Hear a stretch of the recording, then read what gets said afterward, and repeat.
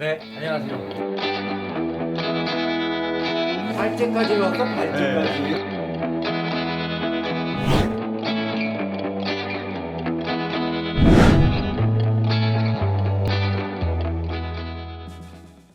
잘들 지내셨죠? 오래 기다리셨어요. 세계 철학사의 지전을 꿈꾸고 있는 우리 김재인 선생님 오늘 모셔갖고 뭐 한 몇 달 전서부터 얘기를 하더라고요. 나는 2주문 책을 쓴다. 자, 그래서 김재인 선생님이 몇 달 전서부터 내가 2주문 책을 쓴다 보여주겠어.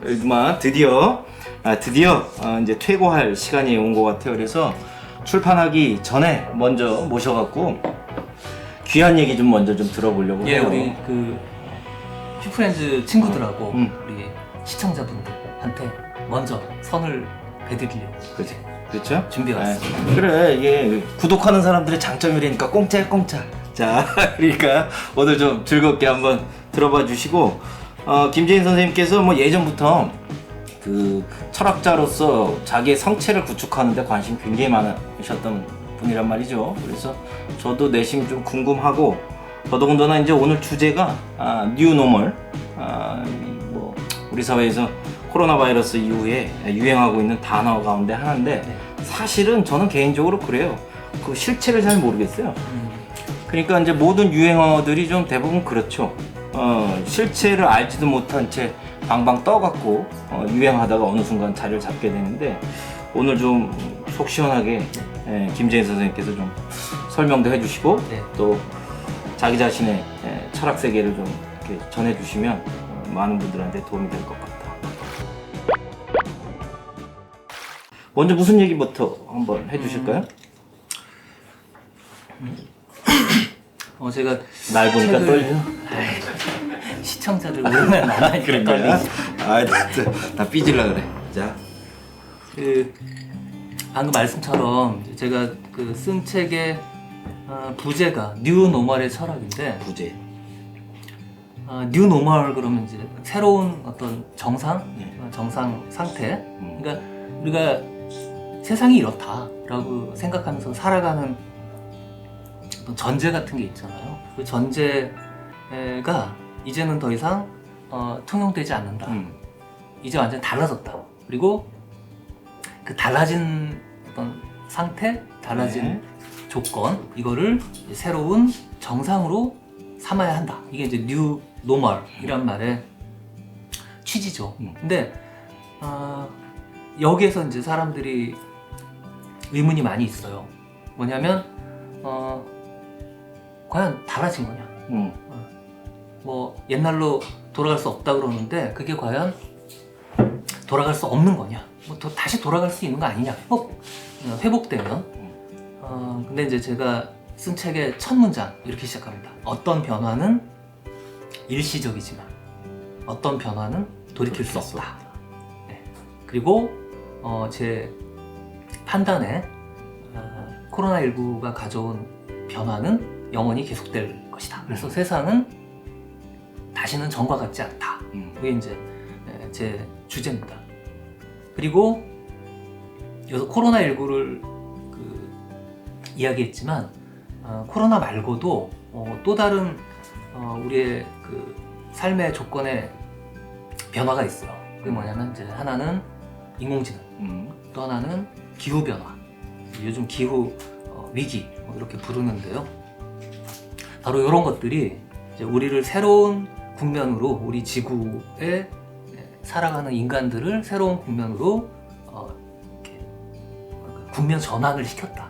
그렇게 볼 수가 있습니다. 그래서 그러니까 오늘 그 새로운 정상 상태의 내용에 대해서 선생님의 생각을 얘기하겠다는 거죠. 그렇죠. 그러니까 지금은 비정상 A 노멀 상태라고 보고 계신 거예요?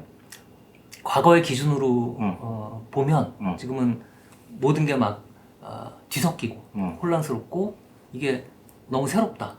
뭐 예를 들면 이제 코로나 말고 이 기후 여름 온도, 겨울 온도. 여름에 무지 덥고 그게 옛날에는 뭐 몇십 년에 한 번 오는 더위 그랬는데 몇십 년에 한 번 오는 더위가 올해, 작년, 재작년, 재재작년 계속 왔다. 이러면 이건 이상하잖아요. 그럼 몇십 년 만에 한 번 오는 더위가 아니라 이건 그냥 여름은 그렇다라고 받아들여야 된다. 겨울도 마찬가지. 이런 식으로 이 변화를 그리고 뭐 인공지능 얘기하자면 인공지능도 예전에 없던 거예요. 그리고 갑자기 한 2010년 경부터 기술이 확 발전해가지고 이제 굉장히 많은 부분에 적용되고 있어요. 그리고 그거를 인공지능이 인간의 어떤 일을 대신한다고 말 뭐 좋게 얘기했지만 다 뺏는다. 이렇게 보는 게 이젠 정상이다. 라고 봐야지 이걸 그래도 새로운 일자리가 생길 거니까 뭐 이렇게 얘기하는 건 좀 뭐랄까 지금 변화된 현실을 바로 받아들이지 못하는 게 아닌가 그런 거고요. 또 뭐 새로운 일자리 그건 대부분 저기 질이 낮은 그런 일자리가 될 수밖에 없어요. 그러니까 지능적인 일을 대신하고 그다음에 로봇하고 이제 결합되면 인간의 육체적인 일도 대부분 대신하거든요.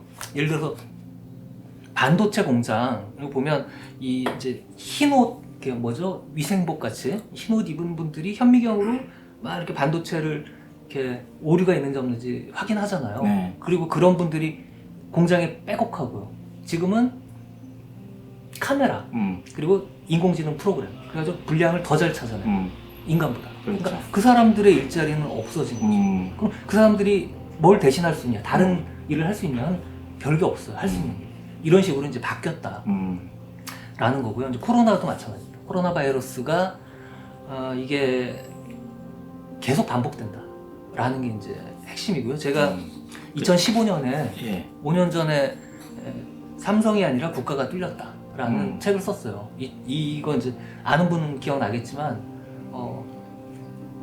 메르스하고 관련해서 삼성 서울병원이 뚫렸죠. 그래서 거기서 이제 확진자 의사 의사 확진자까지 나오고 그 다음에 그 숨겼다가 또 들통나고 등등 문제가 많았단 말이에요.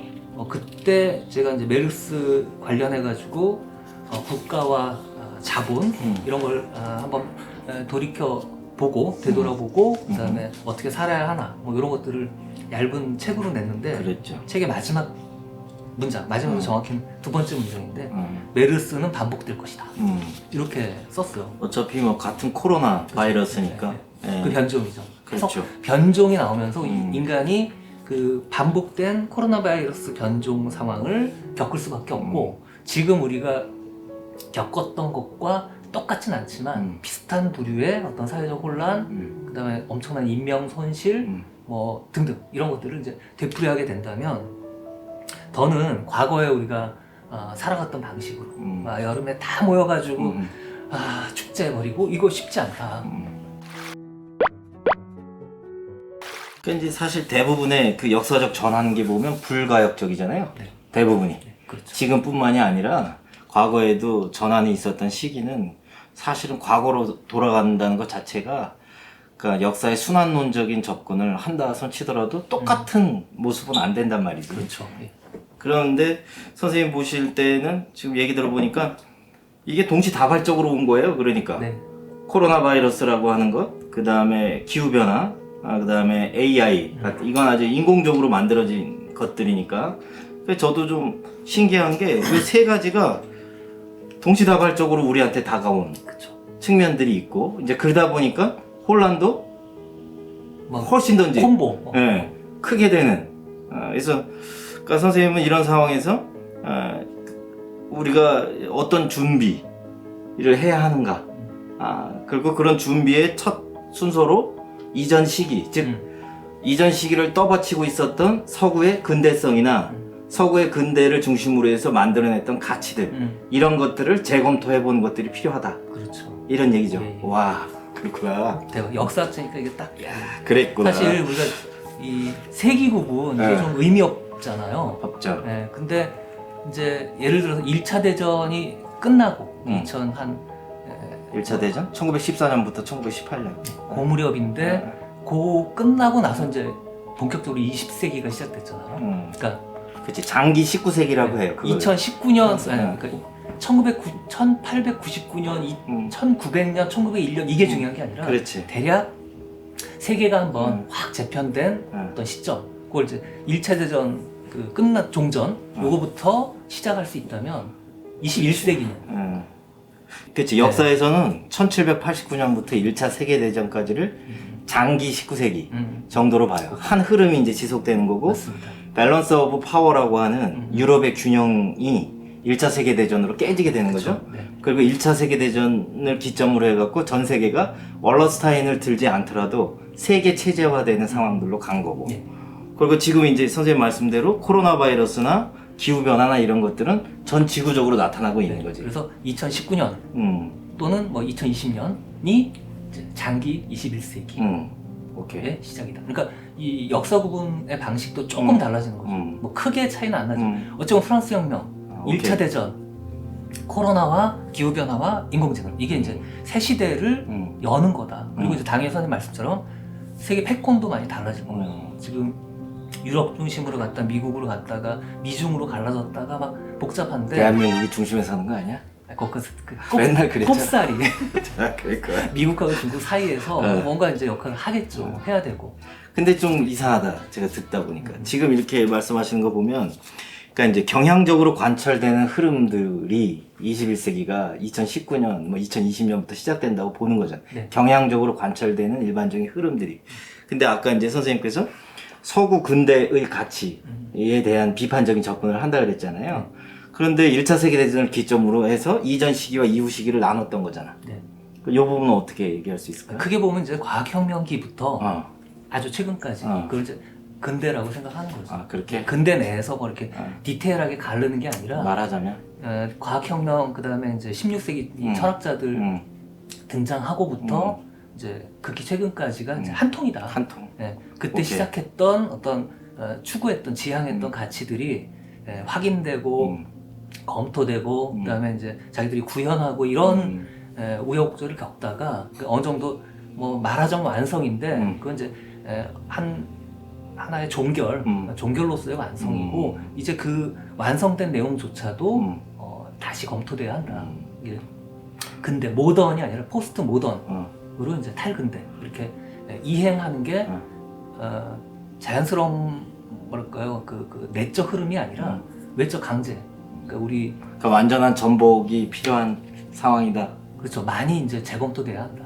이제 재검토 아니면 완전한 해체와 전복. 아니 그 어차피 재료를 거기서 갖고 오는 건 뭐 어쩔 수 없죠. 근데 그 여태까지 통용됐던 그 방식으로는 아니다라는 게 핵심입니다. 그러니까 이제 한편에서는 그런 얘기도 한단 말이에요. 이 저 서구 근대성에 대한 비판들을 하면서 그것이 과연 누구의 것이었는가? 그들이 내걸었던 소위 말하는 근대적 가치, 이성, 합리성, 자유, 진보, 평등 뭐 이런 것에 기대어서 역사가 작동되어 온 측면들이 있는데 그렇죠. 지금 이제 선생님 말씀은 그런 가치들이 더 이상 힘을 쓸 수 없는 그렇죠. 아주 취약한 지반 위에 서 있는 것임이 분명하다. 그러니까 새로운 가치들이 창출되어야 될 창출되거나 시점이다. 하나는 그거고 제 관심 또 하나는 방금 얘기했던 대로 주체. 그 근대적 가치가 내세웠던 그런 그 아주 그럴듯한 단어들의 주인이 대부분 백인이었잖아요. 그렇죠. 백인, 남성, 이게요. 그다음에 기독교. 그러니까 이제 이런 부분들에 대해서도 관심을 갖고 계신 거죠. 그렇죠. 왜냐하면 서구 근대하고 식민주의는 그 뗄래야 뗄 수 없는 겁니다. 그렇지. 그러니까 어떻게 보면 이제 식민주의에 위배되지 않는 가치들만이 가치로서 인정받은 게 서구 근대 시기였다. 그렇지. 그리고 심지어는 최근까지도 그 식민주의 유산을 그대로 그들이 유지하려고 해요. 그리고 이용하려고 하고 뭐 그렇게 보면 아직도 식민주의의 어떤 잔재 이게 청산되지 않았다. 그리고 우리가 이제 식민지를 겪었잖아요. 우리의 식민주의 이 침략한 나라는 일본인데 아직까지도 독도 자기네 땅이다 얘기하는데 그게 예를 들면 식민 침탈과 함께 제일 먼저 복속한 영토였단 말이에요. 근데 아직도 자기 거라고 하는 얘기는 예전에 노무현 대통령이 이제 잘 지적했듯이 이거 아직 식민주의 끝나지 않았다. 우리 이 대한민국의 주권 회복을 일본이 인정하지 않고 있다. 그러니까 이 독도 문제는 단지 영토의 문제가 아니라 그냥 역사의 문제고 이 길게 보자면 근대의 식민주의에 대한 어떤 대응의 문제다. 이렇게 얘기할 수 있습니다. 그렇죠. 그러니까 저도 거의 전적으로 동의하는데, 그러니까 이게 우리가 역사도 그렇지만 철학도 그럴 거예요. 세계사적인 국면하고 우리 국가 내부의 문제들을 같이 연동해서 봐야 돼. 네. 예, 이른바 그 뭐 트랜스내셔널하게 접근을 해야 될 필요성들이 있는 거죠, 그렇죠? 그런 차원에서 이게 그렇게 따지면 구조적인 문제인데 이게 식민주의하고 근대하고 관련이 있다 그러면 필연적으로 자본주의 형성과 유럽이 내재적 발전을 한 것이 아니라 선생님 얘기에 기초하면 유럽의 내재적인 발전, 유럽의 진보가 내적인 것이 아니라 외부의 동력에 의해서 이뤄낸 거지. 팽창이 밖에서 에너지를 끌어와서 그렇지. 자기들은 성장하고 에너지를 뺏긴 그쪽은 성장하지 못하고 그 과정들을 통해서 자본주의가 형성되고 발전한 측면들이 있는데 지금 상황에서는 이제 그건 끝났으니까 새로운 질서들이 필요하게 된 거다. 끝났다는 건 그죠. 한 뭐 300~400년 이제 이제 성공적으로 굴러가다가 이제는 고장났다. 근데 걔네들이 계속 먹으려고 그런다는 거야? 그죠. 지금까지는 그랬는데 그게 안 될 거다. 안 될 거다. 네, 그게 이제 코로나가 단적으로 보여줬다. 그러니까 자본주의의 발전이 유럽 초기를 한번 보세요. 식민주의로 팽창해 나가긴 했지만 이게 엮여있는 방식이 긴밀하진 않았어요. 거리가 있어. 사람도 물건도 정보도 거리가 있는데 이게 지금 이제 아주 최근으로 올수록 이게 엮여 있었어요. 엮이게 됐죠. 계속 점점. 그러니까 서구 근대하고 뭐 그게 이제 세계의 근대이기도 한데 서구 근대하고 서구의 식민 팽창하고 이것이 확실하게 이제 완성된 게 최근 40년. 이른바 이제 79년, 1979년쯤부터 아주 최근까지 이 40년 정도의 신자유주의. 그러니까 모든 국경과 그 다음에 어떤 장벽과 이런 것들이 사라지면서 긴밀하게 엮이게 되는 상황. 이게 이제 우리가 최근 상황이었다고 한다면 코로나 바이러스는 그게 더 이상 작동하지 않게끔 되었다. 그러니까 자본주의의 끝판왕이 이젠 더 이상 작동하지 못한다. 그거는 자본주의의 어떤 필연적인 변화, 그거를 재촉할 수밖에 없다. 그러니까 이제 한쪽에서는 국가주의의 강화를 얘기하잖아요. 이게 신자유주의적 세계화가 이제 더 이상 그 무의미하게 되는. 왜냐면 이제 통제를 하니까 국경 폐쇄하고 이러니까. 맞아요. 그래서 국가주의가 더 강화될 거다라고 하는 이제 분석들이 있단 말이죠. 네네. 그 선생님도 그렇게 보시는 거죠. 이걸 이제 국가라는 명칭을 뭐로 봐야 될지 이게 이제 문제인 것 같아요. 제가 부르주아 이변에. 아니 그러니까 되게 국가라는 게 이질적인 것 같아요. 유엔의 뭐죠? 참가 회원국 예. 자격이 있으면 국가냐? 그런 건 이제 물어볼 수 있고요. 그 국가마다 형성의 역사가 다양한 것 같아요. 그렇죠. 그리고 이제 미국하고 중국 이런 국가와 예. 뭐 있을까요? 조그만 나라, 뭐 벨기에 이런 요만한 나라, 500만 기분 나쁘겠다 벨기에. 아니 작지. 그렇게. 하여튼 그 나라 같은 나라냐? 예. 대한민국 한 50개 합쳐야 중국 하나, 미국 하나 되는데 같은 유엔의 1개 회원국 뭐 이게 취급받는 게 이게 적절하냐? 이게 이제 의문시 되는 거죠. 만약에 이제 그렇게 치면 EU 유럽권 전체가 한 나라죠. 중국하고 이제 미국의 대등한 보통 그렇죠. 그 정도고 이제 다른 나라들은 너무 약한 거죠. 작고. 자, 이렇게 봤을 때 이제 스테이트라고 보통 부르죠. 그 국가라는 게 정체가 뭐냐? 이거 되게 모호하다는 거예요. 그랬을 때 국가주의. 근데 EU는 사실 최근까지 유럽 통합체로서의 하나의 연방 국가를 지향했었는데 코로나 국면에서 완전히 뭐 이렇게 쪼개졌죠. 서로 쉥켄 조약이라고 그러죠. 국경 이동을 자유롭게 하자. 우리는 한 나라다. 마치 우리가 뭐 여기 이제 지금 서울인데 뭐 부산 갈 때 여기저기 거쳐서 가는 게 다 자유로운 것처럼 저기 뭐 오슬로에서 뭐 로마까지 자유롭게 왔다 갔다 하고 저기 뭐 마드리드 이게 이제 유럽의 지향이었는데 그게 일순간 붕괴된 거죠. 그렇죠. 이게 과연 이제 유럽이라는 규모를 국가로 볼 때 하고 하나로. 네, 어차피 하나의 국가로 보편적 볼 때 공동체였으니까 중세 때도. 뭐 중세까지는 가지 않더라도 최근에 이제 긴밀하게 이게 하나가 됐단 말이에요. 그러니까 물적, 인적, 정보적으로 이제 통합됐단 말이에요. 그게 순식간에 붕괴돼서 이제 남은 잔해물로서의 국가, 프랑스, 독일, 뭐 이탈리아, 뭐 스페인 이런 나라들 이게 과연 뭐냐, 같은 국가냐 이런 거 이제 물어볼 수 있고요. 지금 오히려 이제 남게 된 거는 제가 이제 세운 가설인데 훨씬 더 끈끈한 수준의 단위.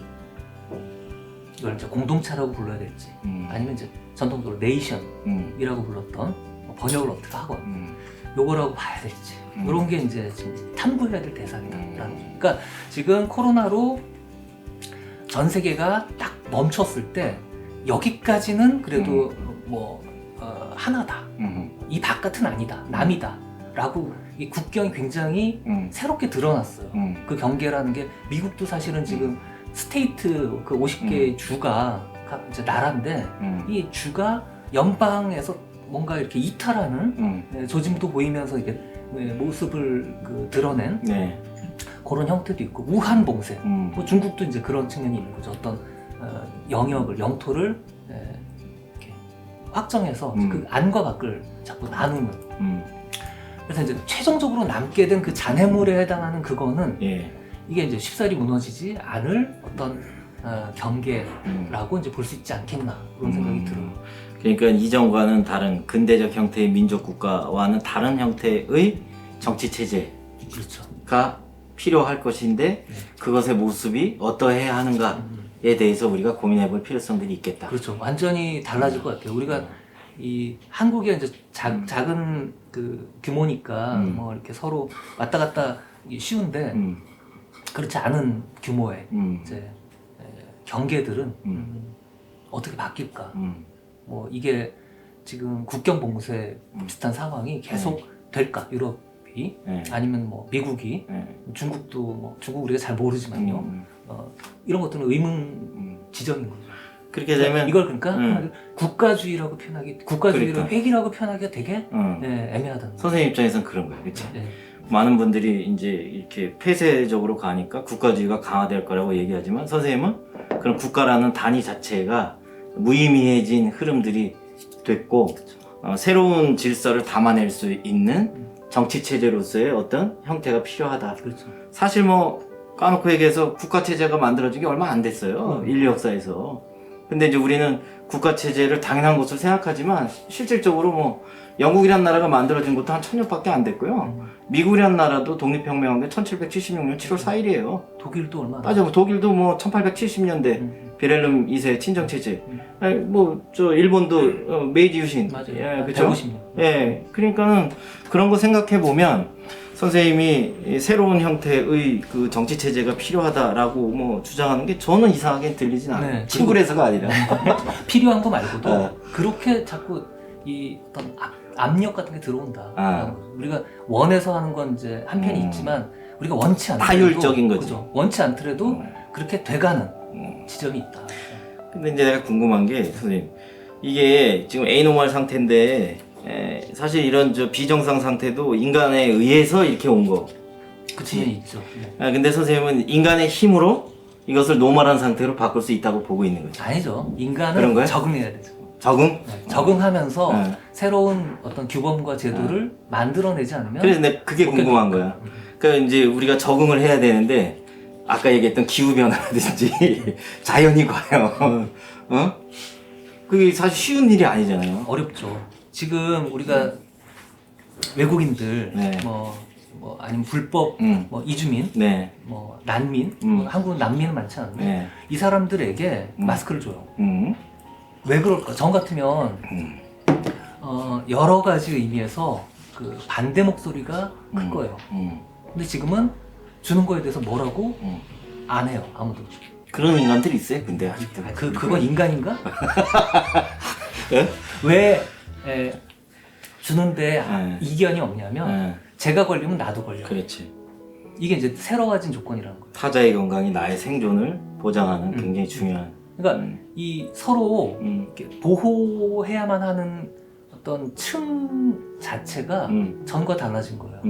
그러니까 이 경우라면 이제 과거 같으면 이제 국경 안에 있는 어떤 주권을 갖고 있는 시민권 갖고 있는 사람들과 그렇지 않은 사람들이 굉장히 이렇게 단절적으로 이제 구별됐는데 지금은 그 과거의 방식이 더 이상 통할 수 없는 거죠. 일정하게 그들이 깽판 치지 않게끔. 그러니까 어떤 타자들이 우리 그 공동체 안에 타자들이 이 타자는 이제 그 외국인 뭐 이것만 지칭하는 게 아니고요.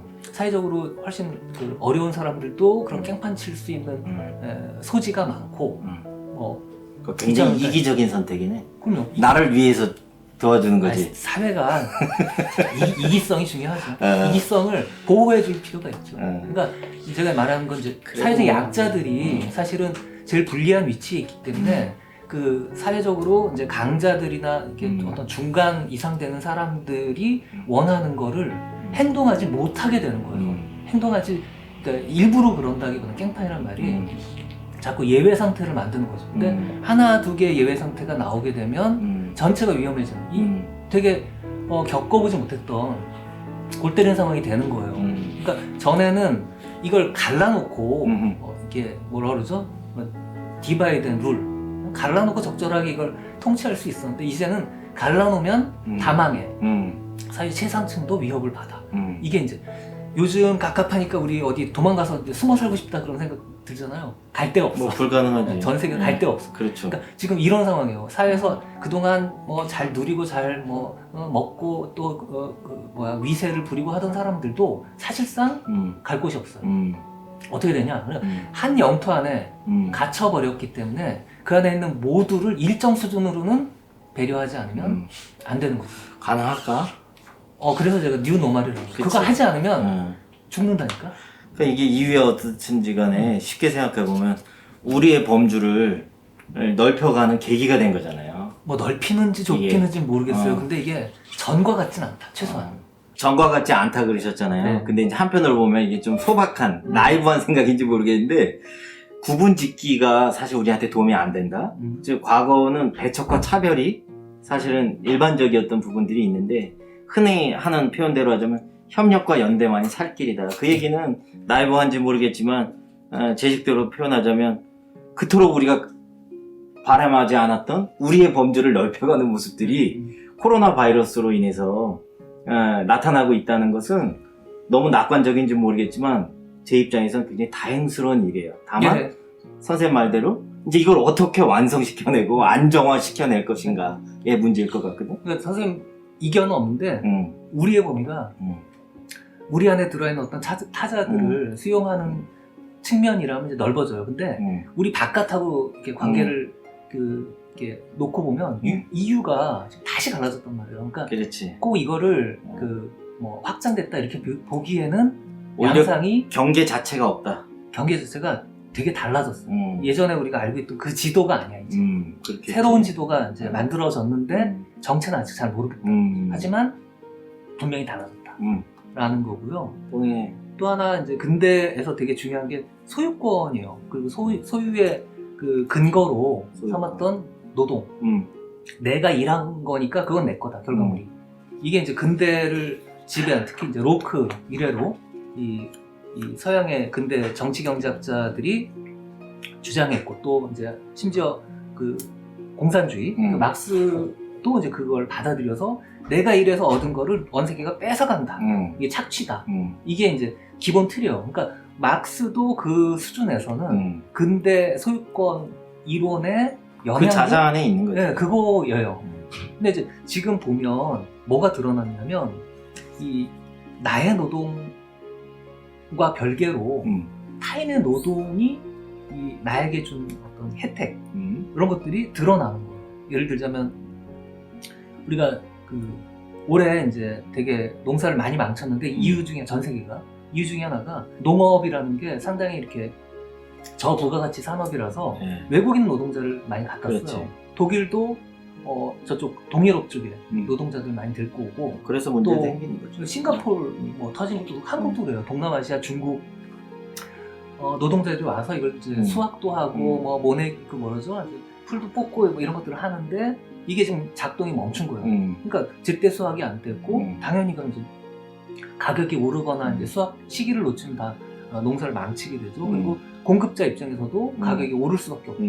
이건 근데 전 세계가 똑같고 겪고 있는 문제. 농업망이 그러지 않을 거예요. 그러니까요. 지금 우리 오래됐거든. 농업을 단적으로 보여준다는 거예요. 우리 내가 값싸게 먹는 그 먹거리 하나가 굉장히 많은 외국인들에게 의존하고 있었다. 단지 우리가 그걸 잘 깨닫게 된 거야. 마스크?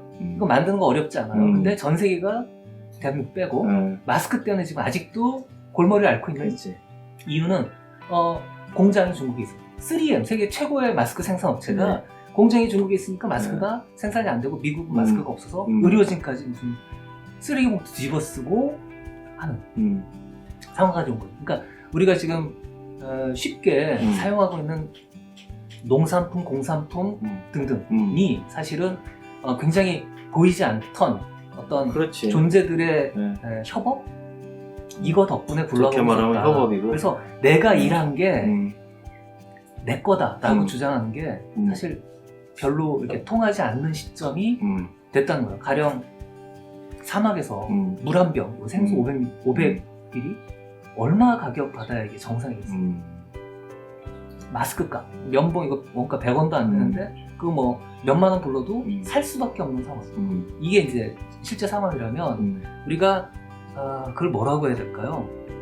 커먼스라고 요즘 많이 얘기하는데 우리가 이제 이거는 함께 누려야 되는 거고 함께 공유하고 있는 거다라는 것들이 좀 확인돼서 그런 거에 해당하는 것들은 생산 비용 이런 것과 무관하게 모두가 누릴 수 있게끔 되어야 하고 이건 이제 노동에 근거한 어떤 소유가 아니라 그냥 기본권 공공재 확대 차원에서 전 세계 수준 전 세계 수준에서 헐. 함께 누려야 할 것들이 뭔지 이거를 잘 우리가 꼽아봐야 되지 않나 그런 생각이 들어요. 협의를 해야 되는데. 왜냐하면 이걸 이제 지금처럼 공장을 세 개에 분산시켰더니 위험할 때 우리가 잘 갖다 쓰지 못하더라. 그렇지. 그러면 그 리쇼어링이라고 그러죠. 자기 나라로 공장을 다시 갖고 가자. 그렇게 되면 비용 부담이 엄청나요. 이게 지금 불가능해. 지금 아까 말씀하셨듯이 우리나라도 2004년 이후에 고용허가제 해가고 그 얼마 전에 이제 뭐 좀 바뀌긴 했는데 우리나라도 오래됐단 말이에요. 외국인 노동자가 없이는 우리 산업 구조가 돌아갈 수 없는 상황이었던 거지. 불가능해 이게 그 외국인 노동자가 없으면은. 그래요. 그러니까 이거를 이제 시스템을 지금 현 상황에 맞게 바꾸지 않으면 다 망한다. 야, 그게 좀 높으신 분들이 선생님 얘기 좀 들어줬으면 좋겠어. 아직 우리는 포괄적 차별금지법도 제정되지 않은 나라거든. 그래요. 근데 지금 말씀하신 거에 의하면 제도적인 변화가 있어야 돼. 이게 순차적으로 진도가 나가면 안 되고 한 번에. 왜냐면 이번에 재난 뭐 하는 거야? 뭐 아니 재난지원금을 그 여당 야당 뭐 할 거 없이 다 동의해가지고 더 많이 주자 덜 주자 뭐 수준에서 했잖아요. 그냥 갑자기 옛날 같으면 그 야당들이 동의했겠어요? 근데 좀 포퓰리즘적인 성격이 있었죠. 어떻게 생각하세요? 재난지원금. 난 받으니까 좋던데.